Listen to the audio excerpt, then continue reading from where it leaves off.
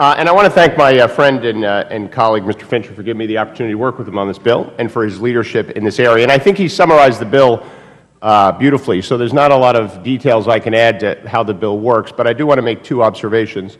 The first is, if you think about the profile of emerging growth companies, they need liquidity or a liquidity event at some point in the future based on the type of investors they have and sponsors they have.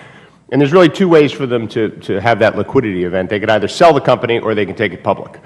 And we as a Congress, should have a view as to what we'd like them to do, even though in a free country they can do whatever they want, but we certainly want to level the playing field for the public offering route, because the data clearly suggests, and Congressman Fincher mentioned this, that when companies go public, they're much more likely to use the capital they raise to grow their business and expand their employee base, as opposed to companies that get sold, which may still grow their business, but oftentimes the premise of the sale is efficiencies and cost savings and things like that that create a profile where a company that is sold, even if it continues to grow within a larger business, doesn't add as many employees.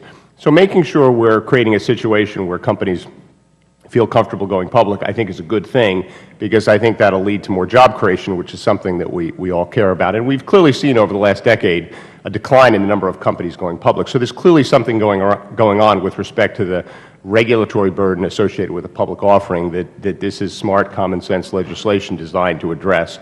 The other thing that we need to remember is that when a company goes public, it is the time of most scrutiny on that company's financial statements and business practices.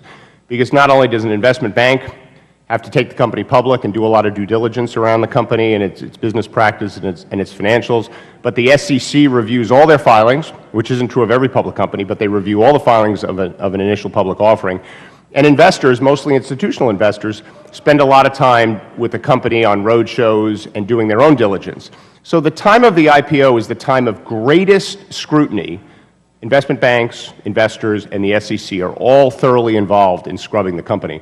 So I think there's plenty of opportunity for some smart relief that allows for an easier on-ramp for these companies to go public, and I do think this bill does that. So I think it's good public policy to level the playing field. It will result in more companies going public. That will help create jobs.